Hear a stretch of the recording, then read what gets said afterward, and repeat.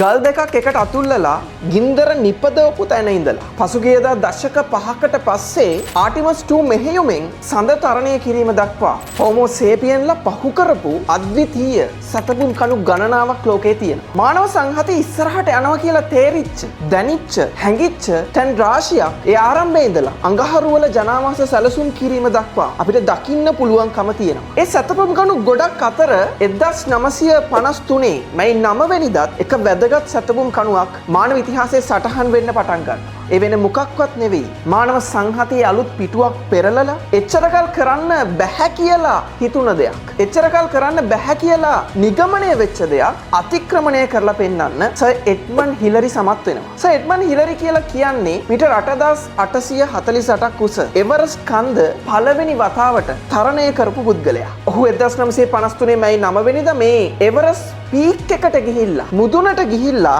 කරන්න බැරි වෙච්ච වැඩක් කරලා පෙන්නලා ඉන්පසුව ඊටම වැදගත් ප්‍රකාශයක් කරනවා. ඔහු කරන ප්‍රකාශය තමයි අපි තරණය කළේ කන්දක් නෙවෙයි. අපි තරණය කළේ අපිවමයි කියන එක. ඒ ප්‍රකාශයෙන් වෙන කිසිවක් නෙවෙයි එඩ්මන්ඩ් හිලරි ප්‍රකාශ කරන්නේ, පවසන්නේ. ඔහු කියන්නේ කන්දක් තරණය කිරීම සඳහා මුලින්ම මනස තරණය කළ යුතුව තියෙනවා කියන අද්විතීය කතාන්දරය.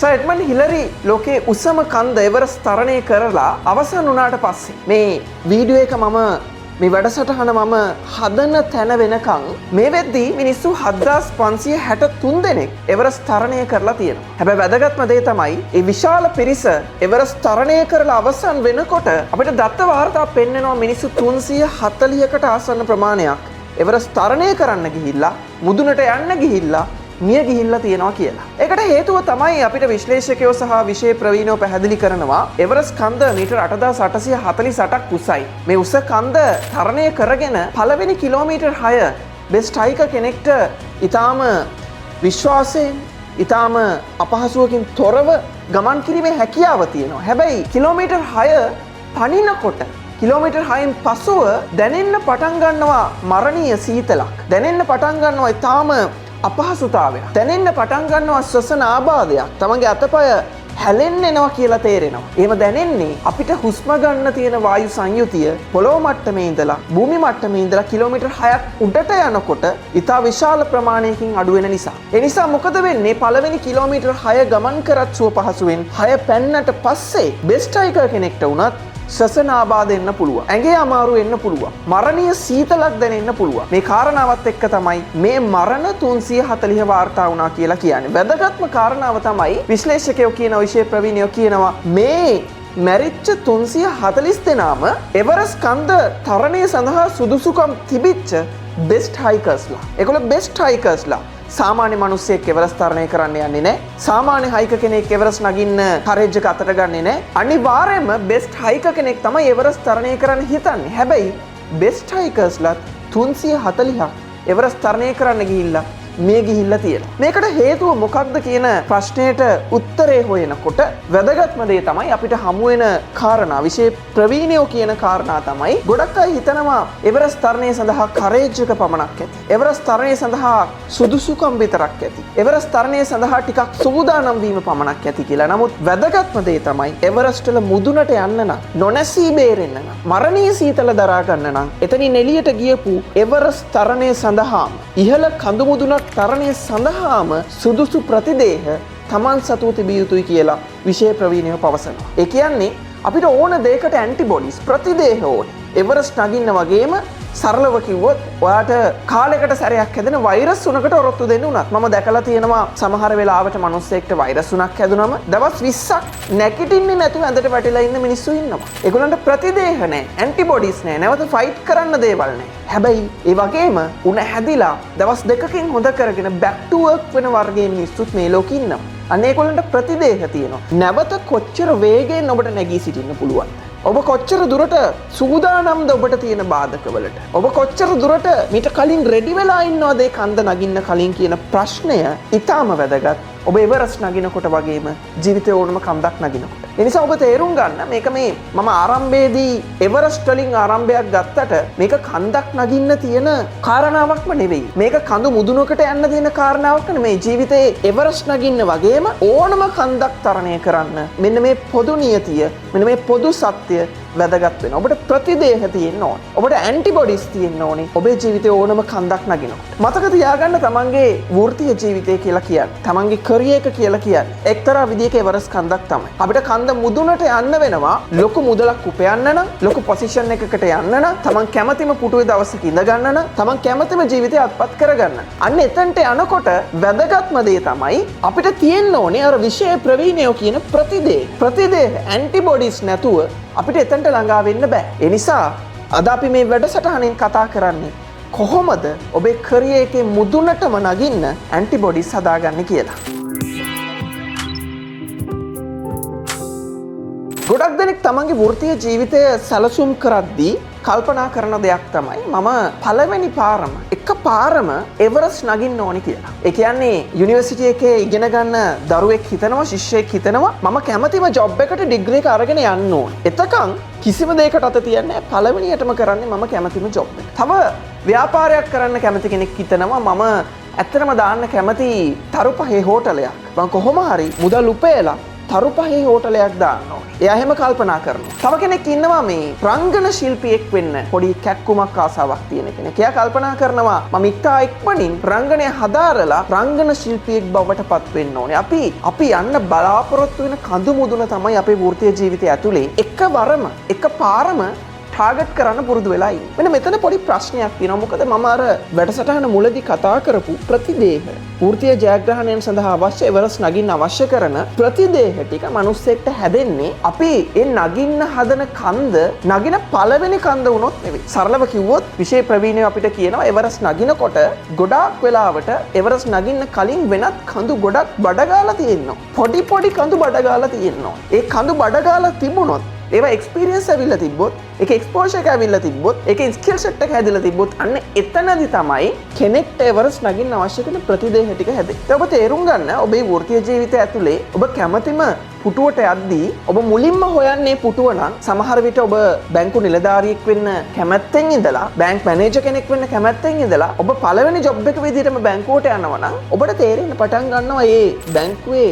වැඩ කරනකොට යම්කිසි ආකාරයකින් ඔබට ප්‍රෙෂර් එකක් තියෙනවා. දරා ගන්න බැරි ප්‍රශ්නයක් තියෙනවා. කස්ටමර්ස්ලා ළඟ එනවා. ටයිම් එක මැනේජ් කරගන්නේ කොහොමද? ફોකස් එක තියාගන්නේ කොහොමද? නොයිස් එක රෙඩියුස් කරන්නේ කොහොමද? මේ වගේ ප්‍රශ්න ගොඩක්. ඒ ප්‍රශ්නත් එක්ක ඔබ ස්ට්‍රෙස් වෙලා සමහර විට ඔබ බැංක් එකේ ජොබ් එකකින් දීර්ඝ කාලෙකින් ඉන්නේ නැතුව එළියට ඇවිල්ලා වෙනත් රැකියාවක් හොයන්න පටන් ගන්නවා. හැබැයි ප්‍රශ්නේ තිබ බැංක් එකේ ජොබ් එකේ නෙවෙයි. ඔබ බැංක් එකේ ජොබ් එකට යන්න කලින් ඔබ කැමතිම රැකියාවට යන්න කලින් ඔබ වෙනත් රැකියාවල නියැලෙන්නේ නැති එකමයි තමයි ප්‍රශ්නේ තිබුණා. ඔබ නියැලලා තිබ්බනම් ඔබ දැනගන්නවා ප්‍රෙෂර් එක හැන්ඩල් කරන්නේ කොහොමද? ඔබ කොහොමද ඒකට මූණ දෙන්නේ? ඔබ කොහොමද ફોකස් එක තියාගන්නේ? එහෙනම් ඔබට අර බැංකුවක ජොබ් එකට ගිහිල්ලා ඔබ ආසම ජොබ් එකට ගිහිල්ලා රැකියාව කරන්න පටන් ගන්නකොට එකෙන් ඉවත් වෙන්න හිතෙන්නේ නැහැ. මෙන්න මේ නිසා මම ඔබට යෝජනා කරන්නේ මේ වැඩසටහනේ පළවෙනිම පොයින්ට් එක විදිහට ඔබේ ජීවිතයේ වෘත්තීය ජීවිතය ඇතුළේ ඉස්සරහට යනවා නම් අනිවාර්යෙන්ම ඔබ ඉහළම පොසිෂන් එකට යන්න ටාගට් කරනවා නම් මුලින්ම ඒ වෘත්තීය ශාස්ත්‍රය ඇතුලේ පොඩි අත්දැකීම් අරගෙන ඉන්න. ඒක වැදගත් රූල් එකක්. මම කැමතිම ව්‍යාපාරිකයෙක් වෙන වර්ජින් සමූහ ව්‍යාපාරයේ ප්‍රධාන විධායක නිලධාරියා, ආරම්භකයා, ෆවුන්ඩර් සර් රිචඩ් බ්‍රැන්සන් කියනවා ඊටම අපූර්ව කියමනක්. මේ අපූර්ව කියමන මම පාසල් යන කාලේ ඉඳලා බොහොම කැමැත්තෙන් සවන් දීපු, බොහොම කැමැත්තෙන් බලපු කියමනක්. මේක කියන්නේ ඔබට පියාඹන්න අවශ්‍ය නම් අවුරුදු 16 වෙද්දී ගුවන් තොටුපළට ගිහිල්ලා තේ හදන්න පටන් ගන්න. ඔබට පියාඹන්න අවශ්‍යයි නම් අවුරුදු 16 වෙද්දී ගුවන් තොටුපළට ගිහිල්ලා තේ හදන්න පටන් ගන්න. ඇස් අරගෙන ඉන්න, බලලා ඉගෙන ගන්න. ඒ කියන්නේ ඉතාම වේලාසනින් ඔබ කැමති විෂයපතයට අඩියක් තියන්න. ඔබට ඕනේ පයිලට් කෙනෙක් වෙන්න නම් ඔබ පළවෙනි ජොබ් එකම පයිලට් වෙන්න හොයන්න එපා. ඔබ යන්න ඉතාම too early, ඉතාම වේලාසනින් ගුවන් තොටුපළට. ගිහලා පොඩි ජොබ් එකක් ගන්න. අරගෙන ඔබ බලන්න කොහොමද Tamanට කොහොමද හැකියාව තියෙන්නේ. මෙතන තේ හදලා හරි මේ එක්ස්පෝෂර් එක ගන්න. මෙතන සිකියුරිටි රස්සාව කරලා හරි මේ එක්ස්පෝෂර් එක ගන්න. මේ නෙට්වර්ක් එක හදාගන්න. මේ ස්කිල් සෙට් එක හදාගන්න. අන්න එහෙම හිතන මිනිස්සෙක් බවට පත් වෙන එක ඔබේ ජීවිතේ වැදගත් වෘත්තීය තීරණයක්. මේ කතාව සර් රිචඩ් බ්‍රැන්සන් විතරක් නෙවෙයි, මම වරක් මුණ ගැහිච්ච රමණි ෆර්නෑන්ඩෝ, ලංකාවේ ඉන්න අද්විතීය ව්‍යවසායිකාවක්. ඇය ගැන ඔබ දන්නවා. රමණි ෆර්නෑන්ඩෝ සැලෝන් සිරීස් එකේ ආරම්භකයා. ඇය තමයි එසන්නාමේ ගොඩනගපු කෙනා. ඇය මට එක්තරා සම්මුඛ සාකච්ඡාවකදී කියනවා අයට හෙයාර් ඩ්‍රෙසින් සම්බන්ධව ලංකාවේ ගොඩක් අයට පැෂන් එකක් නොතිබිච්ච කාලයක පැෂන් එකක් ඇති වෙලා ඇය යනවා මේක ඉගෙන ගන්න ලන්ඩන් වලට. ලන්ඩන් වලට ගියාට පස්සේ ඇයට ජූනියර් කෙනෙක් විදිහට සැලෝන් එකක රස්සාවක් කරන්න ලැබෙනවා. හැබැයි හෙයාර් ඩ්‍රෙසර් කෙනෙක් විදිහට නෙවෙයි. එතන තියෙන්නේ මොප් කරන්න, එතන තියෙන්නේ අතු ගන්න, එතන තියෙන්නේ තේ හදන්න වගේ වැඩ. හැබැයි මේ සියල්ල අතර අය කියනවා එතන වැඩ කරලා ගත්ත එක්ස්පෝෂර් එක එක්ක ඇය නැවත ලංකාවට ඇවිල්ලා පටන් ගන්නවා රමණි ෆර්නෑන්ඩෝ කියන සැලෝන් එක. තමන් බලාපොරොත්තු වෙච්ච තමන් ජීවිතේ අපේක්ෂා කරපු ව්‍යාපාරය. අන්න එතනින් ගත්ත එක්ස්පෝෂර් එක තේ හදලා මොප් කරලා අතු ගාලා එක්ස්පෝෂර් එක ගත්තේ නැත්නම් ඇය කියන දේ තමයි කිසිසේත්ම එච්චර ප්‍රබල මෙච්චර ප්‍රබල සන්නාමයක් ලංකාවේ හදන එක පහසුවක් වෙන්නේ නැහැ. ඒ නිසා ඇයගේ උපක්‍රමය තමයි ඇයගේ දැන් ආයතනවල වැඩ කරන හැම සේවකෙක් වුණත් තමන්ගේ ලොකුම පොසිෂන් එකට යන්න කලින් තමන් ආසම කරන තැනට යන්න කලින් අතු ගාලා මොප් කරලා තේ හදලා වැඩ පටන් ගන්න ඕනේ කියන එක. මොකද ඕනම විෂය පතයක් ඇතුලේ අපි ඉහළට යනකොට ඕනම කරියර් එකක උඩම පුටුවට යනකොට ඒ විශේෂ ශාස්ත්‍රයේ සම්බන්ධව එක්ස්පෝෂර් එකක් තියෙන්න ඕනේ. අපි කියනවා මේ වපසරිය අපි ජීවත් වෙලා තියෙන්න ඕනේ. මට බිස්නස් කරන්න බෑ බිස්නස්මන්ලගේ මේ වපසරිය මම නැත්තම්. මට රෙස්ටුරන්ට් එකක් දාන්න බෑ මම රෙස්ටුරන්ට් එකක එකපාරක්වත් වැඩ කළා නැත්තම්. මට සාර්ථක ෆයිනෑන්ස් කම්පැනි එකක් බිල්ඩ් අප් කරන්න බෑ මම ෆයිනෑන්ස් සෙක්ටර් එකේ ජොබ් එකක් කළා නැත්තම්. එක්ස්පෝෂර් එක වැදගත්. ඒ නිසා ඔබ බලාපොරොත්තු වෙන පොසිෂන් එක පොඩ්ඩක් පැත්තකින් තියන්න. පොඩි තැනකින් ඉතාම සුළු තැනකින් ඔබේ කරියර් එක ස්ටාර්ට් කරන එක මතක තියාගන්න ජීවිතය ගන්න අතිශය වැදගත් තීරණයක්. ඔබට ගැළපෙනවද? ඒක නොගැළපෙනවද? ඔබට ඒක සෙට්ද? සෙට් නැද්ද කියන කාරණාවට වඩා ඔබ බලන්න තව අවුරුදු 5කින් මේ ජොබ් එක කරලා ඔබ ගන්න එක්ස්පෝෂර් එක කොච්චර වැදගත් වෙයිද? ඔබට පියාඹන්න අවශ්‍ය නම් ගුවන් තොටුපළට ගිහිල්ලා අවුරුදු 16 දී තේ හදන්න පටන් ගන්න.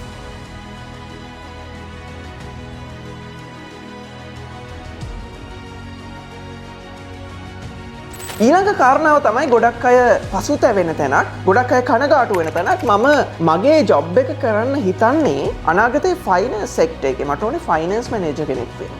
හැබැයි ප්‍රශ්නය තමයි මට දැන් මේ කරන්න වෙලා තියෙන ෆයිනෑන්ස් සෙක්ටර් එකට කිසිසේත්ම නොගැලපෙන රෙස්ටුරන්ට් එකක රස්සාවක්. තවත් සමහරු කනගාටු වෙනවා මම අන්ඩර්ග්‍රැජුවේට් කෙනෙක් විදිහට මම අනාගතේ CEO කෙනෙක් වෙන්න තමයි කැමැත්තෙන්නේ. හැබැයි දැන් මට කීයක් හරි හොයාගන්න මේ සිම් විකුණන්න වෙලා තියෙනවා බස් වලට නැගලා. part time job එකක් විදිහට කැම්පස් එකේ ඉගෙන ගන්න අතර කාලයේදී. මෙන්න මේ වගේ ප්‍රශ්න තියෙන අය ඉන්නවා. තමන්ගේ විෂය පතේට කිසිසේත්ම නොගැලපෙන රස්සාවක් කරන්න සිද්ධ වෙලා. මෙන්න මේකත් අර එවරස්ට් තරණය සඳහා අතිශයින්ම වැදගත්. මොකද මම එහෙම කියන්නේ දැන් අපි දන්නවා අපි ෆයිනෑන්ස් මැනේජර් කෙනෙක් වෙන්න ගෝල් එකක් තියාගෙන ඉන්නවා නම් අනාගතේ අපි ෆයිනෑන්ස් සෙක්ටර් එකක වැඩ කරොත් අපිට මම අර මුලදී කියපු ඒ එක්ස්පෝෂර් එක හම්බ වෙනවා විතරක් නෙවෙයි ඒ ෆයිනෑන්ස් මැනේජර් වෙන්න අවශ්‍ය කරන ටෙක්නිකල් ස්කිල් එකක් බිල්ඩ් අප් කරගන්න හැකියාව තියෙනවා. හැබැයි ෆයිනෑන්ස් මැනේජර් කෙනෙක් වෙන්න ආසාවෙන් ඉන්න කෙනෙක් බැරි වෙලා හරි රෙස්ටුරන්ට් එකක රස්සාවට ගියොත් එයාට ඒ ෆයිනෑන්ස් සෙක්ටර් එකට අවශ්‍ය ටෙක්නිකල් ස්කිල් එක ඩෙවලොප් කරගන්න බෑ. ඒක ඇත්තටම පොඩි අවාසියක් තියෙනවා. මේ අවාසිය අපි පැත්තකින් තිබ්බොත් රෙස්ටුරන්ට් එකක වැඩ කරනකොට එයා ඉගෙන ගන්නවා මිනිස්සුත් එක්ක වැඩ කරන හැටි, ෆෝකස් එක තියාගන්න හැටි, සමහර තැන්වල නම්‍යශීලී වෙන හැටි, සමහර තැන්වල දේවල් වලට ඇඩ්ජස්ට් වෙන හැටි, එයා ස්කිල් සෙට් එකක් එතන ප්‍රගුණ කරනවා. ඒක ටෙක්නිකල් ස්කිල් එක නැති වුණාට හියුමන් ස්කිල්ස්, ඉමෝෂනල් ස්කිල්ස් වගේ ගොඩක් දේවල් එයා එතන ප්‍රගුණ කරනවා. තවත් පැත්තකින් එයාට යම්කිසි ආකාරයක එක්ස්පීරියන්ස් එකක්. ඒ එක්ස්පීරියන්ස් එක තමන්ගේ විෂය පතේට නොගැලපුණාට යම්කිසි ආකාරයක එක්ස්පීරියන්ස් එකක්. ඒක අපතේ යෑමක් නෙවෙයි. ඒක එක්ස්පීරියන්ස් එකක් එකතු වෙනවා. තවත් පැත්තකින් ගත්තොත් මිනිස්සු අලුතෙන් හම්බ වෙනවා. ඒ මිනිස්සු තමන්ගේ විෂය පතේට නොගැලපෙන මිනිස්සු වුණාට යම් යම් තැන්වල මේක ගැලපෙනවා කියන එක අපිට පසුකාලීනව තේරෙන්න පුළුවන්. අලුත් මිනිස්සු නෙට්වර්ක් එකක් හම්බ වෙනවා. ඒ වගේම සමහර තැන් තියෙනවා අපිට ඒ නොගැලපෙන රස්සාව ඇතුලේ අපිට අවශ්‍ය කරන කැපිටල් එක ඉස්සරහට ඕන කරන මුදල් ටික ජීවත් වෙන්න වපසරිය එතකන් රැකෙන්න වපසරිය ඒ ජොබ් එකෙන් හදනවා.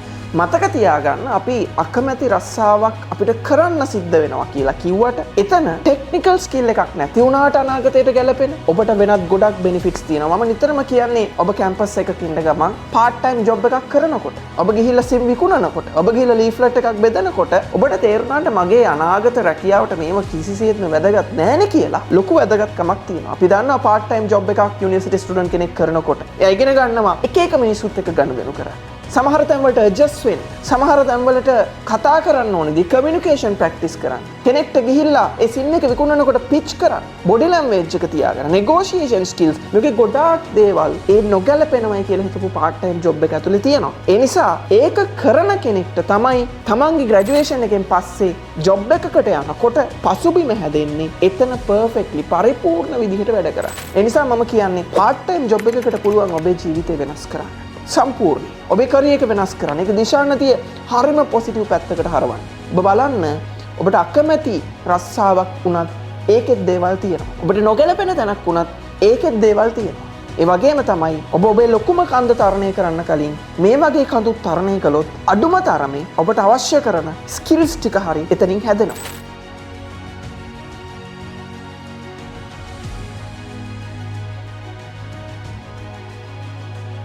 වැදගත්ම කාරණා මට අවසාන වශයෙන් ඔබට කියන්න තියෙන මේ වීඩියෝ එක බලන්න පුළුවන් දැන් මොකක් හරි ඉලක්කයක් තියෙන මිනිස්සු තමයි මේක බලන්නේ.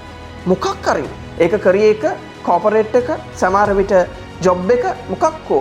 හැබැයි තවත් පිරිසක් ඉන්නවා බිස්නස් එකක් අනාගතේ කරන්න බලාපොරොත්තු වෙන අය. මම කෙනෙක් හිතනවා මම ඇත්තටම කැමති තරු පහේ හෝටලයක් දාන්න. තරු පහේ හෝටලයක්. මගේ උපදේශ තමයි, මගේ ගයිඩ්ලයින් එක තමයි ඔබට සමහර වෙලාවට තරු පහේ හෝටලයක් දාන්න වත්කම් නැහැ. ඔබට ඒකට මිනිස්සු නැහැ, ඔබට ඒකට කැපිටල් එක නැහැ, ඔබට ඒකට එක්ස්පීරියන්ස් නැහැ, ඔබට ඒකට ස්කිල් සෙට් එකක් නැහැ. ඒ නිසා ඔබ මේක පස්සට දාලා තියෙනවා. තව ටිකකින් පටන් ගන්නවා කියලා හිතනවා. තව අවුරුදු 10කින් පටන් ගන්නවා කියලා හිතනවා. මම විශ්‍රාමයේම පටන් ගන්නවා කියලා හිතනවා නෑ. ඔබට සිද්ධ වෙනවා ඔබ ඒ කැමති බිස්නස් එකට මතු පිට හැදෙනකම්, පසුබිම හැදෙනකම් ඒ සඳහා පෙරහුරුවක් ගන්න වෙන පොඩි තැනකින් පටන් ගන්න. ඔබ එකපාරම තරුපහේ හෝටලයට යන්න හිතන්න එපා. එහෙම වුණොත් ඔබ විශ්‍රාම අරගෙන තරුපහේ හෝටලේ දැම්මත් ඒක ෆේල් වෙන්න පුළුවන්. ඔබ අවුරුදු 5ක් ගිහිල්ලා තරුපහේ හෝටලේ දැම්මත් ඒක ෆේල් වෙන්න පුළුවන්. ඊට කලින් ඔබ අනිවාර්යෙන් try කරන්න ආප්ප කඩයක් දාගන්න. try කරන්න කොත්තු කඩේක වැඩ කරන්න. පුළුවන් නම් try කරන්න තරුපහේ හෝටලේ පැත්තකින් තියලා වගේ ළඟම ටවුනේ හන්දියට ගිහිල්ලා සයිවර් කඩයක් ඕපන් කරන්න. එතනදී ඒ ව්‍යාපාරය මගේ යෝජනාව ඒ මට්ටමින්ම නෙවෙයි ටිකක් පොඩි මට්ටමකින් පොඩියට පටන් ගන්න. ඒ ව්‍යාපාර මොඩලේම තමයි පොඩියට පටන් ගන්න. ස්කිල්ස් එකතු වෙනවා, එක්ස්පීරියන්ස් හැදෙනවා, කැපිටල් එක ගේන් කරන්න පුළුවන් වෙනවා. තරුපහේ හෝටලයකට යන්න අවශ්‍ය කරන ඔක්කොම දේවල් ටික පොඩියට පටන් අරගෙන ඔබට අවුරුදු කිහිපයක් ඇතුලේ ඒක රාශී කරගන්න පුළුවන් වෙනවා. එතකොට ඔබට තරුපහේ හෝටලෙට යන්න තියෙන ඉලක්කයට යන්න තියෙන කාල සීමාව අඩු වෙනවා වගේම ඔබ ඉලක්කයට එන්න ලම් වෙන්න පටන් ගන්නවා. ඒ නිසා ඔබට කියන්න තියෙන අවසාන වශයෙන් අපිට එකපාර එවරස්ට් නගින්න බෑ. ඒක හීනයක්. එහෙම නගින්න ගියත් අපිට ඒක මුදුනට යන්න බෑ. ඒක මරණීය වේදනාවක්. ඒ නිසා ඔබ තේරුම් ගන්න පොඩි පොඩි කඳු බඩ ගන්න ඕනේ. පොඩි පොඩි කඳු බඩ ගන්න ඔබ ධෛර්යය උපදවා ගන්න ඕනේ. ඔබට පුළුවන් part time job එකකින් ඔබේ career එකම වෙනස් කරගන්න. ඔබට පුළුවන් volunteering කරලා ඒ experience එකෙන් ඔබේ career එකේ දිශානතිය සම්පූර්ණයෙන් වෙනස් කරන්න. ඔබට පුළුවන් පොඩි කන්දක් නගින්න ධෛර්යය උපදවා ගත්තොත් කවදා හරි දවසක එවරස්ට් තරණය කරන්න.